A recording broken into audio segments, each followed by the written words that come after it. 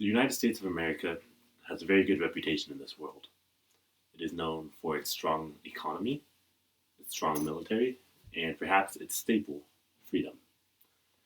Many people see America through this lens, but with everything that's going on in society, it's hard for me to.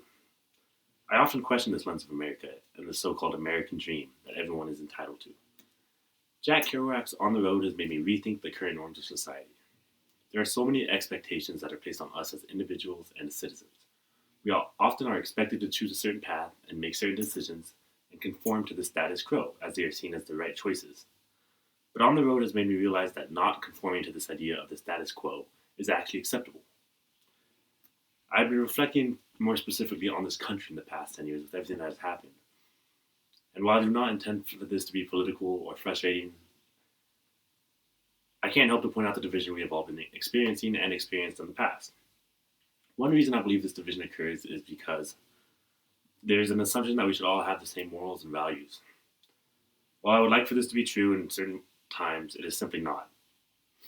I chose a poem from a movie called Mr. President, which highlights that the great part of this country in having freedom is having the freedom to actually fight the status quo and not just conform to it. I chose a poem by Gregory Caruso, which debates the whole concept of the American dream.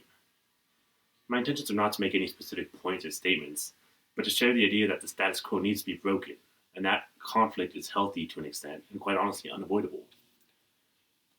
I've had struggle tying this back into the text, but with Old Bull Lee, I feel like he's a male that has made it in American culture, and who better than him to kind of highlight that the American dream may so-called have worked out for him. My hopes are to portray a bigger message with this performance, and I hope you enjoy it. It ties back to things we have seen recently this year and things in the past, like political debates. Overall, I hope you enjoy it. America isn't easy. America is advanced citizenship. You gotta want it bad, because it's gonna put up a fight. It's just gonna say, you want free speech? Let's see you acknowledge a man whose words make your blood boil, who's standing center stage and advocating at the top of his lungs that which you would spend a lifetime opposing at the top of yours. You want to claim this land as the land of the free? Then the symbol of your country cannot just be a flag. The symbol also has to be one of its citizens exercising his or her right to burn that flag in protest. Now show me that, defend that, celebrate that in your classrooms. Then you could stand up and sing about the land of the free. It would take all night to tell about Old Bull Lee. Let's just say now he was a teacher. And it may be said that he had every right to teach because he spent all of his time learning. And the things that he learned were what he considered to be and called the facts of life, which he learned not only out of necessity, but because he wanted to. Poor Bull came home in his Texas Chevy and found his house invaded by maniacs. But he greeted me with a nice warmth, one I hadn't seen in him for a long time. He had bought this house in New Orleans with some money he had made growing black-eyed peas in Texas, with some college schoolmate whose father had died and left a fortune to. Bull himself only got $50 a week from his own family, which wasn't really too bad, except that he spent much of that per week on his drug habit, and his wife was very expensive as well. Their food bill was the lowest in the country, though. They hardly ever ate, and neither did their children, but they didn't seem to care at all. Bull came out with a couple of knives and started showing us how to disarm a would-be sugar in a dark alley. I, for one, showed him a very good trick, which is falling on the ground in front of your adversary and gripping him with your ankles and flipping him over on his hands and grabbing his wrist in full Nelson. He said it was pretty good. He demonstrated some jiu-jitsu. Little Dodie called her mother to the porch and said, "Look at the silly man." She was such a cute, sassy little thing. Dean couldn't take his eyes off of her.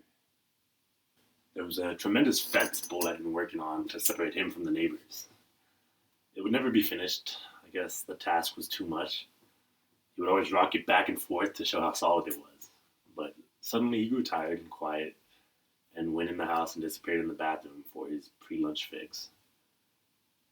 His eyes came out glassy, but he was calm, and he sat down under his burning lamp.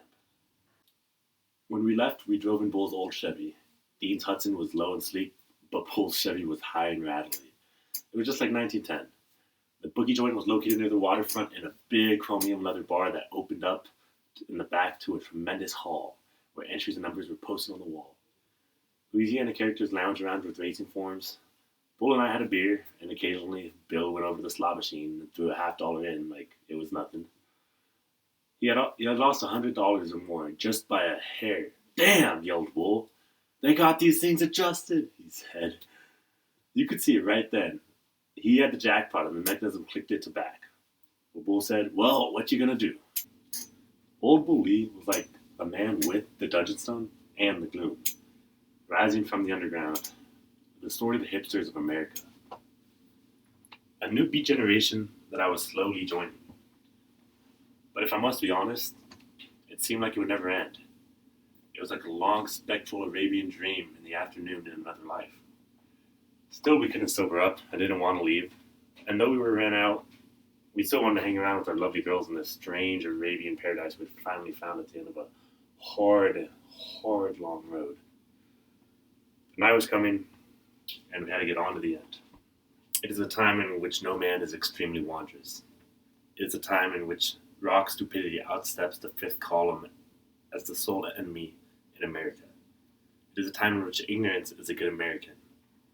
Ignorance is excused only where it is so, and it is not so in America. Man is not guilty. Christ is not to be feared.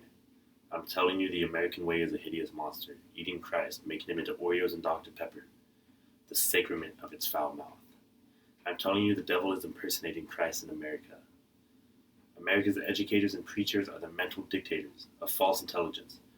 They will not allow America to be smart.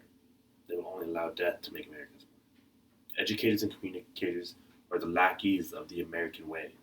They enslave the minds of the young, and the young are willing slaves, but not for long. Because who is to doubt the American way is not the way? The duty of these educators is no different than the duty of a factory foreman. Replica reproduction. Make all the young thinkers think alike, dress alike, believe alike, do alike, talk alike. Together, this is the American way. The few great educators in America are weak and helpless.